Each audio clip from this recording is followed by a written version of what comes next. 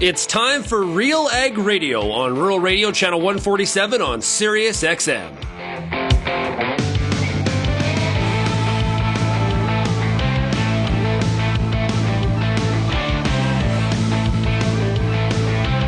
RealAg Radio and RealAgriculture.com is your home for insight and analysis of the issues that are impacting your farm business. Let's get real and get connected with RealAg Radio.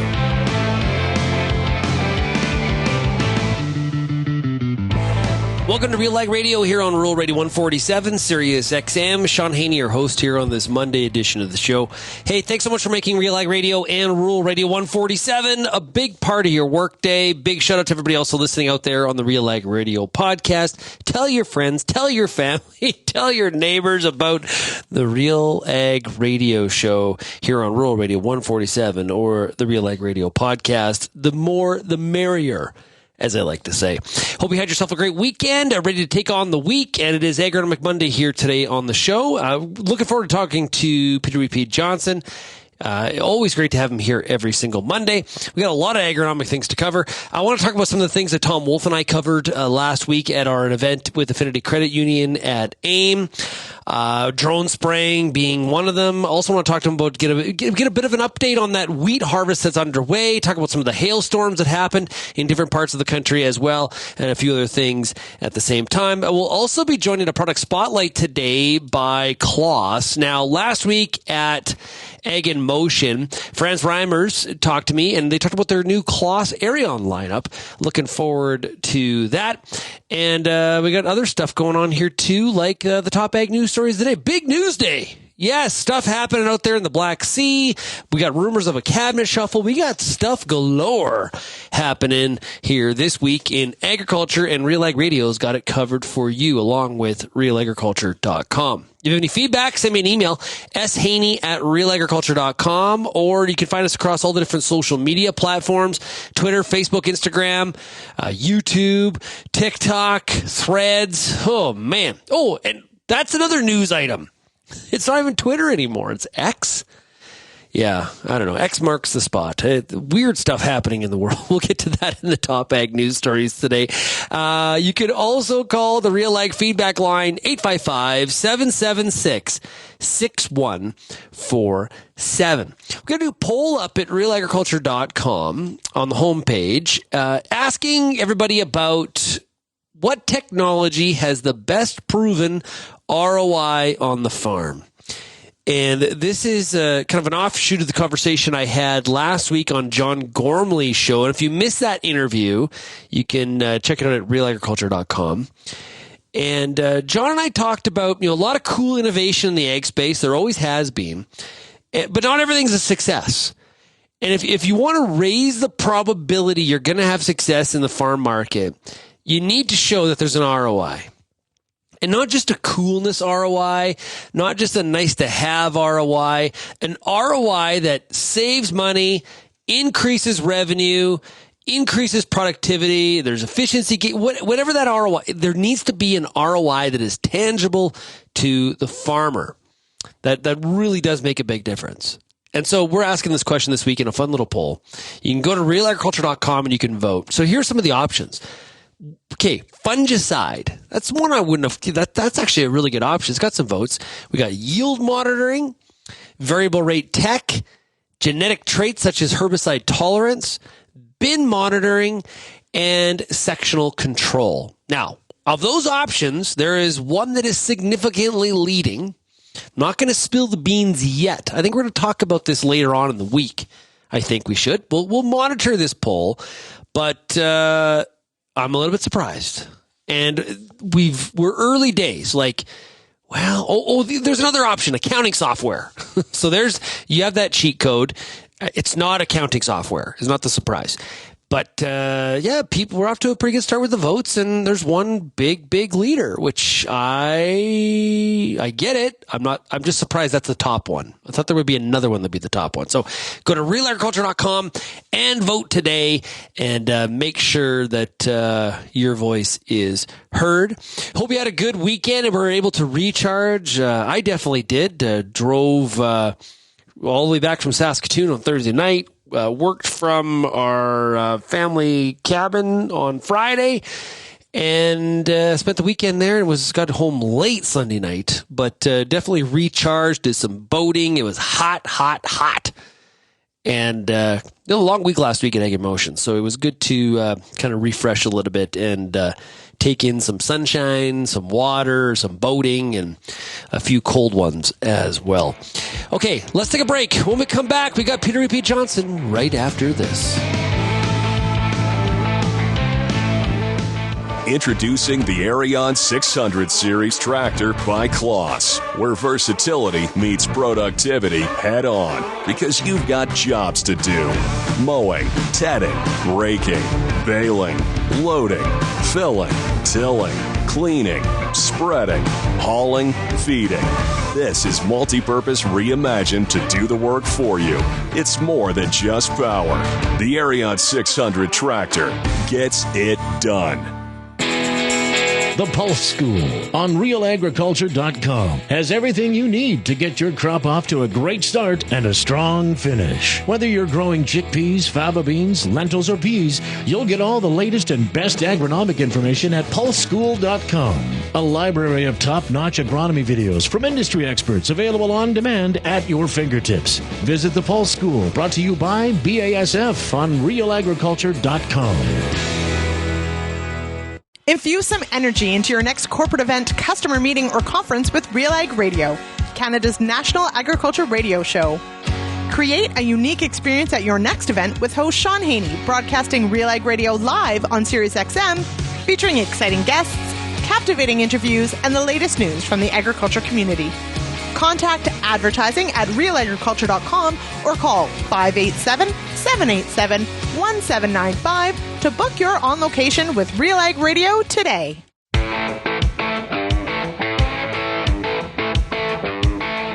And welcome back to RealAg Radio here on Agronomic Monday. Hey, coming up here in August, the Canadian Beef Industry Conference is going to be at the BMO Centre at Stampede Park in Calgary, Alberta.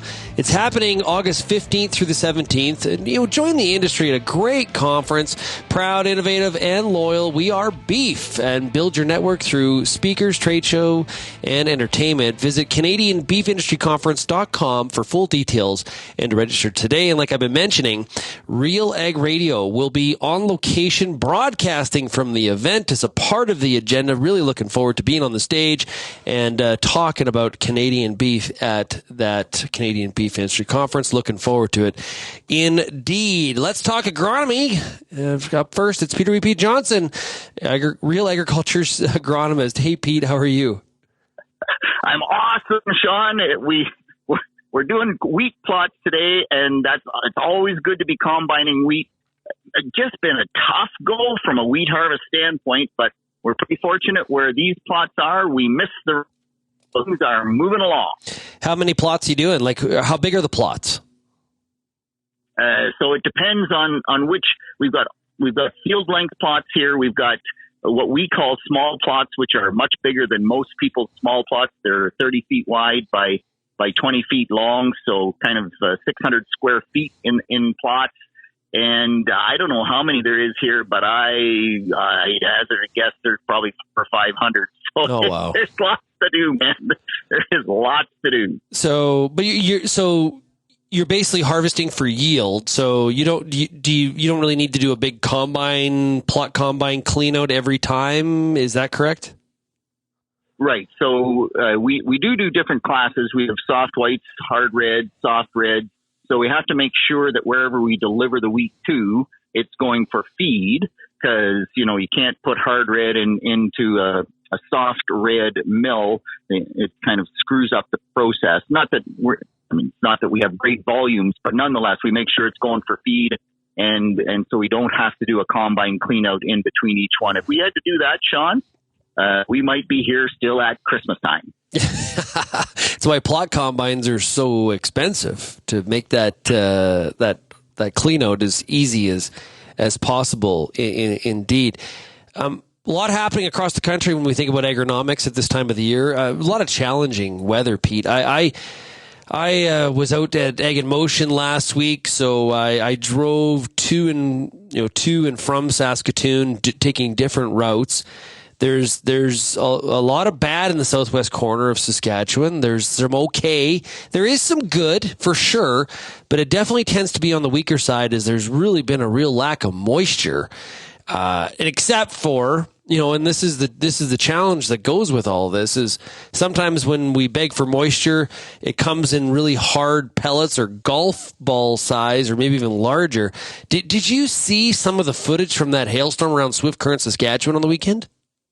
That was crazy. Oh my gosh. Like, by the way, we have had some of those hard pellets here in Ontario as well.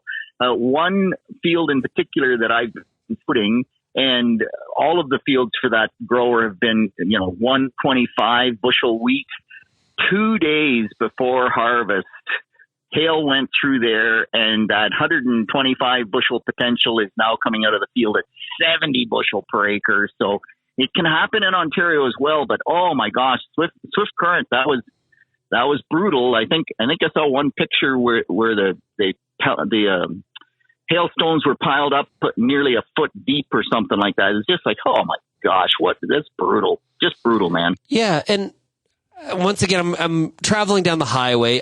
I thought I saw some decent wheat fields on that that road from Rosetown, and I think the highway number is number 7. I'm going to get that wrong, but somebody tell me if I'm wrong. From Rosetown to Swift Current, headed south, and so there's going to be some decent crops that were wrapped up in that hailstorm, indeed. And in Nova Scotia, they had a big storm as well, right? Big. They had 3 months worth of rainfall in 12 hours. Things are just horrendous in Nova Scotia. And what's really interesting, maybe interesting is the wrong word, but the weather reporters are calling it trains of thunderstorms.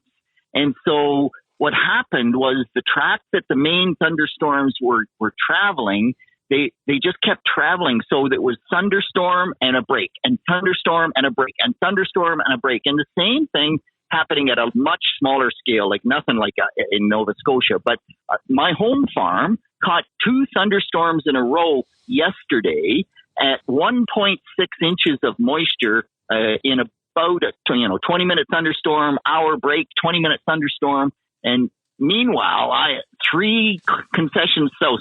So what's that? 5 miles south? There is 0 rain, not even a drop of rain. And you just go, holy crow, that's brutal. And it comes so hard and so fast, it's almost impossible to get any percolation into the soil when it comes that hard and fast. Now, if you've got a really good corn crop or a really good soybean crop or even a wheat crop, it does tend to at least intercept those raindrops and take away some of the power that they hit the soil with. But still, you start getting, I don't know, you get an inch of rain in 20 minutes, or in Nova Scotia's situation, of the storm was something like 8 inches, or maybe even up to 10 inches, 250 millimeters that they were talking about in about 12 hours. And it would just come and give break, and just that train of thunderstorms, and wow, that's worth the damage. Yeah, I said last week on the show, I think it's going to be a little bit difficult. Well, not a little bit. I think it's going to be really difficult to try to figure out what some of these production numbers are going to be in Western Canada until the combines hit the field. Now, luckily enough, we've got wheat harvest well underway in Ontario. How are the numbers working out? I think last week you had said better than expected. Is that still the continuing trend? So, it's really amazing. I have growers who are going to set a new record yield on their farms.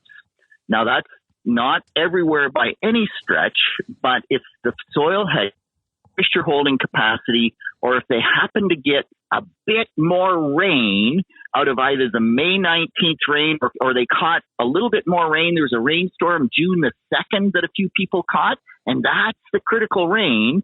If you missed that one, like Johnson did, and you didn't get rain then till June 12th, from May 19th to June 12th, no rainfall. And I've got areas in my field at 140 bushel, and then I hit that droughty spot where the subsoil just has the moisture holding capacity, and it drops right back to 80 or 90 bushels per acre. And I talked to other growers in my area that have even a little bit tougher soil, and they're going from 140 bushel per acre down to as low as 30 and 40 bushel per acre, just based on the subsoil moisture. But in general terms, the wheat yield is surprising just about everybody. To have wheat yields that are setting records for some growers, man, that just tells you critical grain fill days are. We knew we were getting longer grain fill. We weren't sure if longer grain fill could trump drought. In this case, if you had any decent moisture holding capacity, wow, things. I'm seeing, if you can imagine this, I'm seeing some yield monitors from growers that they're calibrated yield monitors, and it's instantaneous yield, but as high as 190 on the yield monitor, and not just one grower, growers at 180, 184. Wow. It's like that, and field yields over 150 bushel per acre in some situations. So where it's good, it sounds bad. Or kind of kind of breaking up there, Pete. But yeah, where it's good, it's really good, and where it's bad, it's not so good. One of the good indications, I think, from a yield standpoint, is the fact that there are growers concerned about white mold in the soybeans. This has been a big topic of discussion when I talk to some of the crop protection companies. Is talking about not a great year for fungicides. You think about some of the challenges in the U.S. in some of the wheat growing areas for sure, even into some of the corn growing states or the main corn growing states. You think about Western Canada, not a widespread use of fungicides this year, but if we're talking about white mold, that means there's some yield out in the field when it comes to some of those Ontario growers. Growers with beans that are already waist high, Shaun. Wow. And when you have waist high soybeans, and by the way, use Sporecaster. It's a great app. It helps you make that decision. But man, most of my clients, when I run Sporecaster, the threshold is 40%. That's the critical value in the software. Most of them are coming out at 55%, 68%, even up to 72% risk. So where the beans haven't been browned out and haven't got too much moisture, you go north, and north they're actually still almost dropping into Bruce County, and they've just had perfect moisture. Mark McLean up along Ripley along the lake, and he was one of the soybeans, and having to go in and spray not only for white mold but also for soybean aphids. So we got everything this year. It's just it's a dog's breakfast. There's no doubt about that.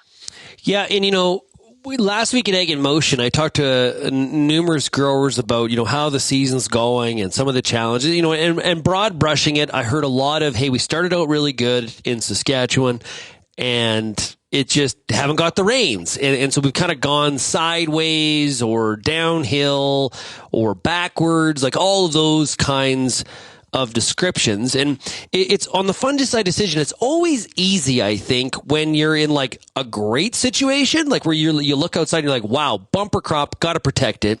Or the other end of the pendulum is I have nothing out there. Right. And there'd be a lot of growers around me in dryland acres where they have nothing. And so, like, of course, I'm not going to spray a fungicide. It's when we're in the middle, right? Or when we started out good, we've had a little bit of rain. We're kind of holding. We're not really sure what's out there. We're sort of concerned about grain fill, just trying to hope to catch some of these storms. That's where that fungicide decision is really tough.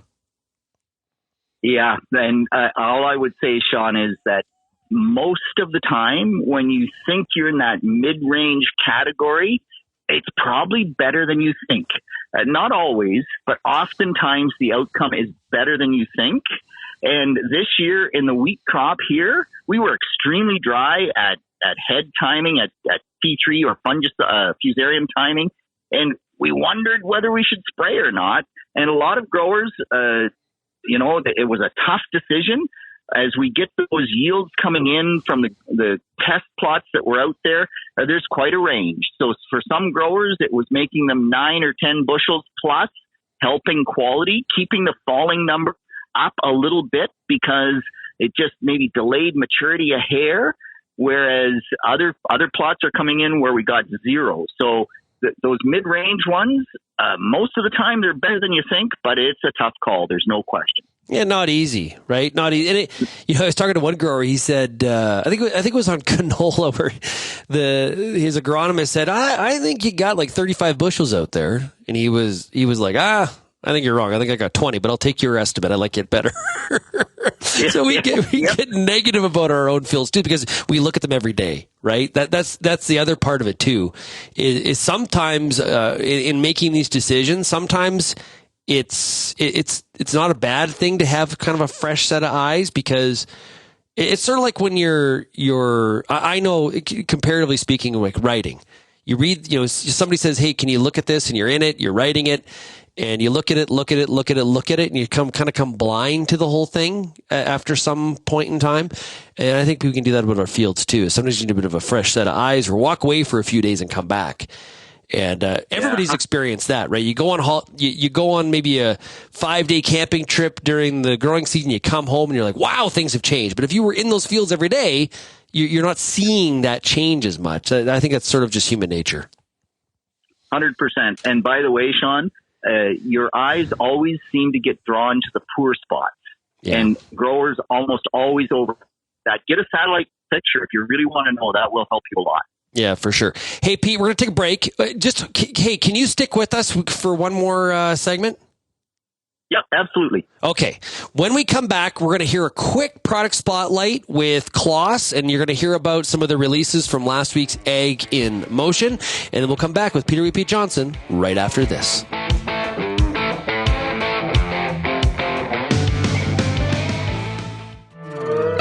Does your N stabilizer contain an active ingredient load high enough to be agronomically effective? If not, it could be costing you time and money. If you're putting down a nitrogen stabilizer, put your trust in Koch Agronomic Services. Solutions like Super U, Tribune, and Anvil each delivers high active ingredient concentrations that low-rate products just can't match. Compare how imitator products stack up to agronomically effective solutions at defendyourn.ca. As you head out into the field this season, the Corn School's got you covered. Everything from tillage discussions, weed control info, field trial results, yield strategies, and more. The Corn School on RealAgriculture.com has the information and advice you need to help you succeed. Brought to you by Pride Seeds and BASF. Corn School episodes are available at cornschool.com, from RealAgriculture.com, or as a podcast from your favorite streaming service. Download the latest episode today. Hi, I'm Bernard Tobin, host of the Soybean School on RealAgriculture.com. Throughout the year, on the Soybean School, we'll bring you timely agronomic video content from planting to harvest, from the latest agronomic research to the latest in production technology. Check out our massive video library on YouTube, RealAgriculture.com, or download the audio podcast versions wherever you get your podcasts. The Soybean School is brought to you by Pride Seeds, BASF, and Syngenta Canada.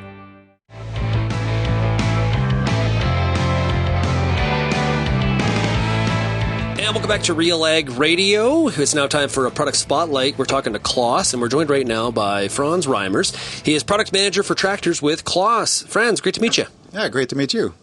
Okay, exciting stuff happening with CLAAS right now, especially in the lineup of tractors. Lots to chat about, and there's a lot of interest for people that have been buying CLAAS tractors for a number of years, but maybe potentially some new customers out there as well. Talk about the new lineup. Yeah, sure. So we've had tractor presence for quite a while in North America already, but we are expanding that significantly, both on the high-end horsepower range as well as the low-end horsepower range. So this year we are launching the Xerion series from the 165 horse to the 205 horse models, and then a top end, 2 new models in the Xerion lineup that we had in the past. These ones now go up to 590 horse, as well as the biggest one at 650 horsepower. 650 horse. That is a lot of horses out front of that tractor. A lot of our audience, especially in Western Canada, maybe even in the plains, very, very interested in that kind of horsepower to pull some of the big air seeders and things like that through the field from an implement perspective. So talk about some of the features of that Xerion lineup. Yeah, sure. It's not just about the 650 horsepower. We, our slogan says it's more strength is more than just power, because we've not just put the power in. We've actually done a lot of work to make the power hit the ground first of all, and do it as efficiently and productively as possible at all times. So that tractor has a CVT transmission in it, and a large Mercedes engine that can, together with the transmission, keep the RPM as low as possible throughout the day until it reaches its maximum requirement, and then it'll just start inching up in the RPM. The reason why we do that, again, is to save fuel and also keep that transmission working at its max capacity at all times. So we don't have to, it's a CVT, so we don't have to pick a certain speed. We can set whatever cruise we want, and the transmission will play up to that point constantly during the day. Yeah, and especially with farmers concerned about things like fuel cost, really having great fuel efficiency, that's a really important thing when people are looking at buying a tractor. Yeah, so fuel efficiency nowadays, the fuel is not the same price as it used to be, of course, therefore it does hit the pocketbook seriously now. The other reason why we are using the low engine RPM concept is to be able to run the air seeders that we have here in the prairies efficiently at that lower RPM. So we've put a much larger hydraulic system on than the current industry standard would be to be able to run the engine at the lower RPM and yet supply over 110 gallons a minute that those air seeders require to keep them running. So 140 gallons is what we are able to provide out the back. Again, the air seeder doesn't take 140 gallons, but we want to use the CVT and the lower RPM in the engine as often as we possibly can, and therefore at that lower RPM we still supply the 110 gallons or whatever it requires to run that implement. Yeah, we're spending a lot of time in the tractor in that seat. Talk about the cab, or the suite, as some call it, and some of the features of that. Yeah, so we didn't just stop at the mechanical parts. We also therefore looked at the comfort. For the operators nowadays, it's harder and harder to find labor, and to keep them into our tractor, of course, is what we want them to choose the cab that is the most comfortable. So we've done everything from giving it more space for the legs, up to 20% more leg room than the previous models had, sound insulation, vibration insulation, there's suspension in the track of the tractor. The cab has 4-point suspension underneath it, and then, of course, the most comfortable seat the market has to offer. So altogether, it's you could spend 12 hours and more a day in that without, tiring out. The electronic side helps a lot as well. We've done a lot of work to make the ergonomics easy to operate, so we don't need a fully experienced operator to run this during the day. We can have a novice in there once it's set up. So I'm okay then.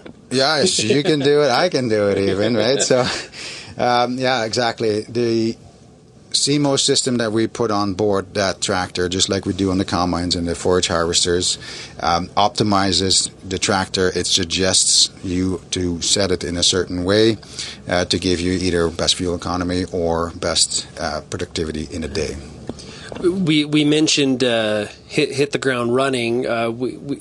From a wheel perspective versus tracks, both options available, or talk about that?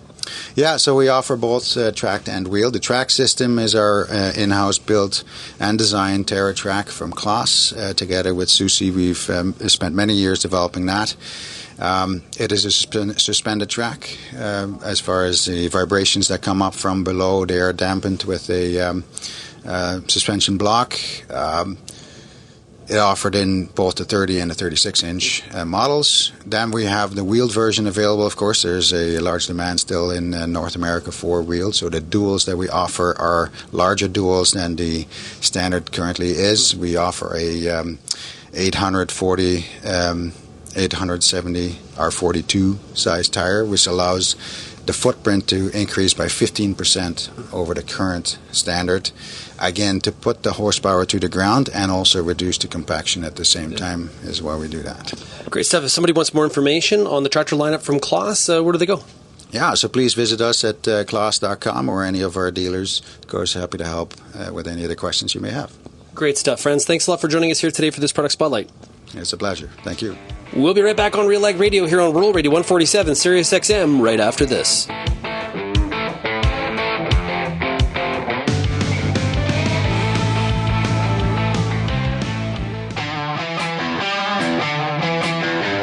Advanced canola trait technology is here. And it's soon to be the talk of the town. Optimum Glide delivers excellent yield potential and agronomic trait performance. Improved crop safety. Enhanced weed control. And a wider window of application. You're going to want to see this. Learn more at OptimumGlide.ca. Whether you're seeding, harvesting, or anything in between, the Wheat School on RealAgriculture.com has you covered. Timely agronomic information from industry experts available online anytime.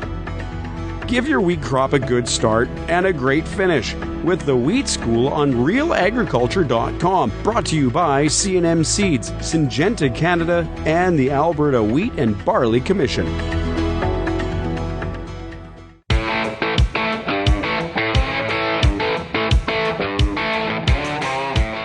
Welcome back to RealAg Radio here on Agronomic Monday. This segment's brought to you by Granubor from US Borax. Ask for it by name. Go to borax.com.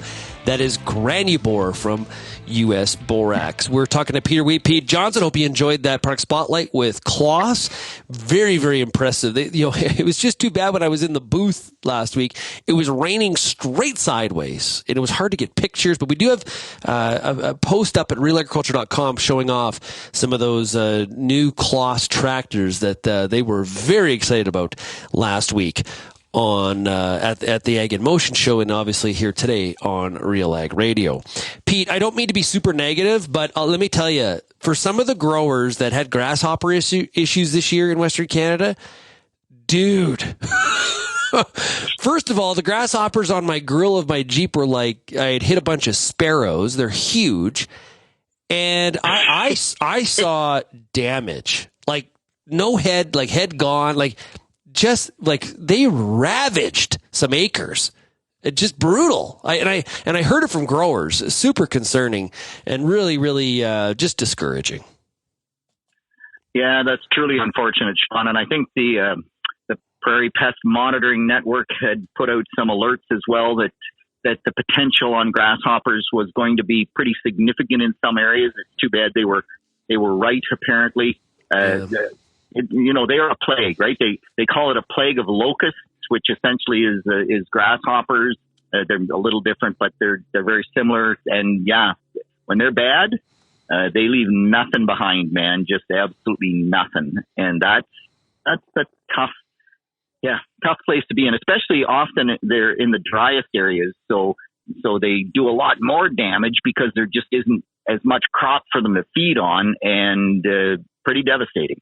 Yeah, and the crop doesn't outgrow them, right? It just, yeah. I posted a picture, and I did put the disclaimer on there. Listen, it is all the fields do not look like this, okay? But this is the poorest of what I saw. And I had some people, I think it was somebody from Australia say, "Hey, you dummy, this is somebody didn't spray their chem fallow." Nope. Nope. This is this dummy saying nope. That is not the case. No, I saw that field, that picture that you tweeted out, Shaun, and it looked like just a bunch of sticks left. Period. Yeah. Big difference between irrigation, of course, and dry land around these parts, and you can really see the divergence again between those that have access to water and those that are waiting for it to fall from the sky, for sure. Hey, I know. I wanted to ask you about this. So last week, it was really cool. Affinity Credit Union and AgWest Bio, as well as Gap, had Tom Wolf and I in for an event at Ag in Motion. Okay, it was on the Tuesday, And it was really fun. Great crowd showed up in the event tent, even though it was pouring rain. By the way, it's a little bit unnerving, Pete, when you're in a tent. It's pouring outside like in droves. Huge storm. And all of a sudden, one corner of the tent starts to take on water. And you're starting to see like almost like the tent's starting to come down, like it's pooling. You're like, uh-oh, this is not good. Little unnerving. Long story, but Tom Wolfe saved the day because he is super sciencey and smarter than the rest of us that were in the tent. But anyway, so Tom and I talked about innovation in spraying. And just one of the really, really cool topics that he brought up, and the audience had a bunch of questions, is the idea as far as drone spraying. And just some of the impact of this, obviously from a labor standpoint, obviously drones are getting bigger in carrying capacity and all this kind of stuff. But one thing that I kept on coming to is not that a sprayer is terrible for compaction. It's a lot lighter than, say, probably a big four-wheel drive at 650 horsepower. But still, in some ways, it's going to reduce the amount of passes that we have to do in a field if we're able to do some of the spraying with drones. Not all of the spraying, but some of the spraying with drones. Less crop damage, something like that. I think that's a really cool agronomic angle to, as we see drone spraying become a little bit more of the norm going into the future. What are your thoughts? Yeah, so believe it or not, Shaun, so first off, we better state that right now, spraying most pesticides with a drone is not legal in Canada. Depends on which drone you have, but be careful with that. So be aware that there are still some regulations that would slow that down. But as far as the drone's capability, we actually had some clients, or some growers rather, at Glencoe, Ontario. It was so wet. They're heavy clay. They didn't have enough nitrogen on the corn. They got the drone in to do a late nitrogen application on the corn crop because they couldn't drive through it. And you talk about compaction. By the way, if you're in Ontario, Compaction Day coming up August 3rd, near Simcoe, Ontario. It's the Norfolk Soil and Crop Improvement Association. If you can come, it's the first time we're ever going to be on sand. And you say sand doesn't compact. Yes, it does. So that'll be cool. But the absolute worst compacting unit that we have in Ontario is the sprayer. Because we put the sprayer, skinny tires. We don't want to we don't tramp down a lot of crop. Earlier, we put fats on. But when I'm driving through the corn crop, or when I'm driving for my T3 application in my wheat crop, I want to tramp as little crop or no crop if I can. And so we put skinny tires. We've got a 1,600-gallon tank. Like the compaction, the rear wheels, you fold the boom out if it's a rear mount boom. The weight goes on those back wheels, and the compaction, it's tough to beat that level of compaction in any of our compaction days.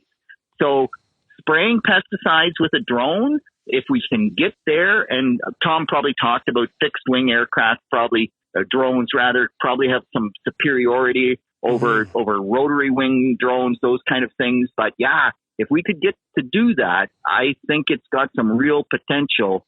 When one of my clients said that where he was combining with the tram lines in the combine width versus not on a 35-foot header, that it was about a 15 bushel per acre yield loss to having lost those two tram lines. And I'm going, wow, that's way higher than I would have thought. But definitely, if we could take those away, that would be a good thing. Well, here's another piece of this that is more the negative side of it. Okay, so in my experience doing the Farmer Rapid Fire on Thursdays here on RealAg Radio, I like to ask, what's your favorite part of the growing season? Is it seeding and planting? Is it spraying? Is it combining? I'm always interested in that kind of stuff, right? Because those are all very, very different. And one of the things about spraying, for the people that like driving the sprayer, it's that bird's eye view, right? So remember we talked about, evaluating a crop and getting a good idea. And because we're doing, 2 to 4 passes, depending on what crops you're growing, it's that bird's eye view for you to evaluate through the growing season a lot of your acres. Okay. Now with smart spraying, like as we have cameras on the sprayer, and we're only spraying the weeds, we still have to drive every acre. When we talk about a drone, we're not going to ride on top of the drone and see all of those acres. So there's going to be something we're giving up there that I think a lot of farmers have used the sprayer seat as a way to do some of their evaluations on, maybe it's on drainage, maybe it's on, where do we have challenges in the field, things like that. I think that activity has been used in that manner, and we're not going to get that as we move more acres to, say, a drone spraying. Is that what you hear from growers too? So your growers love to have that higher up view, but with the drone, I mean, if you have a drone in a field, it would be easy to change the camera and, get a shot from above to actually get an even higher bird's eye view. Oh, good point. To do that, right? Like I think that you could still do that. It wouldn't be quite as hands-on, so to speak. You wouldn't be driving every foot, but I still think you could get a pretty good look, and maybe even just have a low quality camera while you're doing the spraying. But then you'd have to watch what the camera was showing you, because you couldn't get distracted by a phone call coming in from Wheat Peach or something like that. Quite true. And that's a really good point. I was down in northeastern Montana with NDSU, and we were doing a video about Aphanomyces, right? And huge challenge in parts of Saskatchewan. It's worked its way into the U.S. as well. And the field that we were in was really quite infected for the first time ever. They'd never seen symptoms before. And we were on the ground, and you're like, oh, there's some challenges here. It's not till we got the drone in the air, and the young tech from the agronomy company that I was with, that was working with us on the video, he sent me some of the drone footage that he took. Pete, it's a whole different view of how challenged that field is from an Aphanomyces standpoint. So, that's a really good point, is that we would be able to do the drone spraying and take some images and video as we're going through that field, and also cover a lot more acres easily. And probably there'll be some sort of software out there then too that will alert you when the drone sees something that needs your attention, where you won't have to watch every acre. There's probably some productivity increases there as well. This is a pretty interesting and cool area. We're going to see a lot of advancements. Yeah, 100%, Shaun, 100%. And the one thing that now I'm having a whole bunch, you mentioned drainage or whatever, had several growers send me pictures, either satellite or oftentimes a drone shot that they've taken. It's been so wet in most parts of Ontario that you can see every tile run. And sometimes the tile were put in the 1970s and you really don't know where they are. So if growers are listening and they have old tile and they don't have a tile map, for goodness sakes, get that drone shot, because it will do the tile map. It's that obvious. Yeah, good point. Hey, Pete, what do you got on tap this week? What's happening?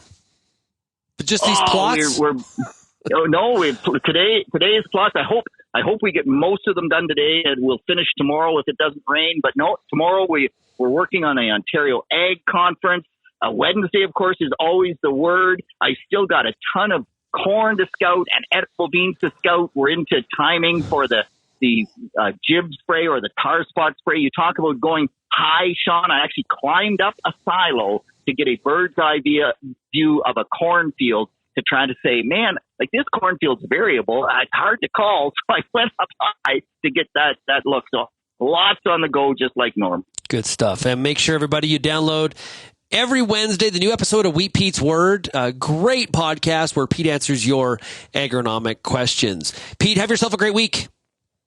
You as well. Thanks for having me, Shaun. We'll talk to you again soon. Imitator stabilizer products claim dual protection, but do they actually deliver?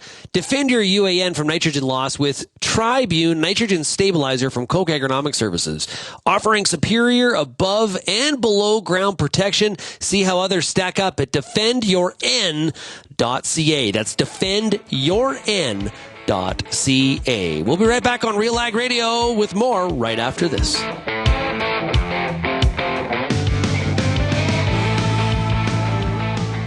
Peter Johnson at WheatPete, RealAgriculture.com. I'm the host of The Word, and I love doing The Word. I love the questions. I love the challenges. I love having to apply agronomics to all over the globe and areas outside of my normal jurisdiction. Also, I love the feedback the most, where growers challenge me, tell me about their plot results, help me to learn. The Word, absolutely the best part of my day. Canola is more than just a pretty face in the prairie landscape. It's a big business, both here and around the world, that requires you to be informed and up to date on everything it takes to grow a successful crop. The Canola School on RealAgriculture.com has an expert library of video resources covering markets, agronomy, and more to help you grow a healthy and profitable canola crop. Visit canolaschool.com today. Brought to you by BASF Canada and Invigor Hybrid Canola.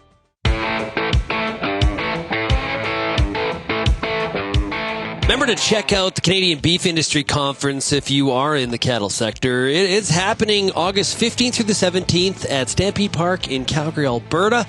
You can find out more by going to CanadianBeefIndustryConference.com. It's going to be fun. And like I've mentioned already, RealAg Radio will be on location at the event, and looking forward to being a part of the agenda. It's going to be a great time, and really, really looking forward to it. Let's get to the top ag news stories of the day. Lots to chat about here, lots to cover. There's just lots happening. So Russia destroyed Ukrainian grain warehouses on the Danube River in a drone attack on Monday, targeting a vital export route for Kyiv in the expanding air campaign that Moscow began last week while quitting the Black Sea grain deal. It feels like the conflict is definitely on the rise. Last week's attacks mostly struck the seaports of Odessa, but Monday's pre-dawn strikes hit infrastructure along the Danube River, an export route whose importance has grown since the demise of the deal, allowing Ukrainian grain shipments via the Black Sea. Global wheat and corn futures rose sharply on fears that Russian attacks and more fighting, including an overnight drone strike on Moscow, could threaten grain exports and shipping. And when I say that the market was up, at the time that I'm recording here, it is, substantial. We're seeing across the board, not just in wheat, but we're looking at spring wheat for December up 51.5 to 948. We got Deese corn up to 568 and a quarter, up 32. We got November soybeans up to 1426 and a half at 24 and 3/4. We got canola. Canola just goes up. That's the reality of that. But canola's up $8.50 to $834.30 in November. And even oats, even the glut of oats up. Maybe if you have oats to market, you might want to pay attention today. So we'll see what the rest of the week brings for wheat and these other commodities. But definitely today, green on the screen across all the ag commodities as things really heat up there in the Black Sea region. Also, it's expected, there's a bit of a rumor out, there'll be a cabinet shuffle with the Federal Liberal Party on Wednesday. Senior government sources tell CBC that the shuffle is intended to put the focus on the government's economic priorities and shore up the cabinet ahead of the next federal election campaign. The government also wants to put key communicators on important files. Of course they do. Shouldn't that have been something they did before? And everybody's looking at Minister Menacino as somebody that's probably on the way out. Prime Minister Justin Trudeau has called ministers back to Ottawa for meetings on Monday and Tuesday, according to sources at CBC. Deputy Prime Minister and Finance Minister Chrystia Freeland will keep her position, said sources, with knowledge of the meetings. So that's something to watch. Could we see Minister Bibeau no longer in that seat? Does she get shuffled to another ministry? Do we have a new Minister of Agriculture as of Wednesday? Time will tell. Not a lot of word out there. Of course, nationally, agriculture is not necessarily a cabinet position that gets a lot of attention in terms of the reshuffle. But it's definitely something that we're watching closely here at Real Agriculture. We'll keep you updated. Now, I've been hearing more and more about cattle rustling. Alberta, Manitoba, Saskatchewan. And CBC has a story about, it starts like this. In scenes reminiscent of the Old West, cattle rustlers are making off with entire herds of live animals, and in many cases getting away with it. Yeah. And this is because of the value, right? This is because we've seen beef prices go so high. So either people are stealing and butchering and selling on some sort of black market, or they're stealing it for themselves. I'm not exactly sure. But Corporal Lindsay Anderson is part of a 2-person team that makes up the RCMP's Livestock Investigators Unit in Alberta. They're tasked with investigating the approximately 50 cattle thefts reported in the province each year. The Grain Growers of Canada welcome Kyle Larkin as the new executive director. We're actually going to have him on the show, I think, on Wednesday. Larkin will assume the post from interim executive director Tyler Bjornson. Prior to joining the CGC, Larkin served as vice president at Impact Public Affairs, a national public affairs firm. Prior to this, he held key positions in various offices on Parliament Hill, including with the parliamentary secretary to the Prime Minister. So he has some connections to the current PMO's office. This is going to, the idea here, I'm sort of connecting some dots for you, but this will, when we're trying to get word to the top, right? Sometimes you got to go to the top. This is the idea with someone like Larkin that is, knows some of the people in the circles and will have some trust and a bit of a relationship developed. Getting caught up on the ag files, probably an area that he will have to. But the executive director of the Grain Growers of Canada, it's a lobby role, right? You are influencing and lobbying and speaking about the issues that are impacting farmers. It's not necessarily somebody that's out there driving a tractor. So the qualifications, make sure we're clear what the qualifications are for a role like that. Like I said, we will have Kyle Larkin, I think, on the show on Wednesday. Livestock and crops are sweltering under high temperatures across much of the U.S., adding to the agriculture industry's costs and threatening production. To give you an idea, Arizona, now which has a lot of dairies, the temperatures in Phoenix, it has been 25 straight days of 110. 25 straight. You want some fun? At about 10 o'clock at night, just go on your weather app and type in Phoenix, and you can see how hot it is, even in the nighttime. There is no escaping it. People in Arizona, it's their summer is our winter here in Canada. That is for sure. You just stay in the house. Chicken and pork producers in southern states are using mist and foggers to keep birds and hogs cool. I think they do that on normal years too.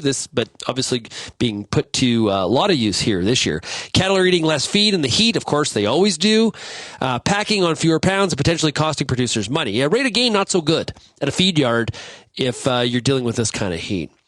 Ontario will be home to the first of 3 new living laboratory initiatives beginning this year. Led by Ontario Soil and Crop Improvement Association, the Ontario Living Lab Project will receive up to $9.2 million over 5 years from the federal government under the Agriculture Climate Solutions Living Labs program. And finally, I said we were going to mention this, Elon Musk. So Elon Musk has rolled out the new X logo on Twitter after saying it's the signature blue bird will just fly away. Soon we shall bid adieu to the Twitter brand and gradually all the birds, Musk wrote minutes after midnight Eastern on Sunday. What the heck for? And he paid $45 billion, and now he's changed the name and hopefully this works out. It's fun to watch as somebody that's not invested. If you have any feedback on today's show, you can send me an email, shaney@realagriculture.com. You can also call that RealAg feedback line, 855-776-6147. Thank you so much, everybody, for getting real and getting connected with RealAg Radio, and we will chat again tomorrow. Cheers.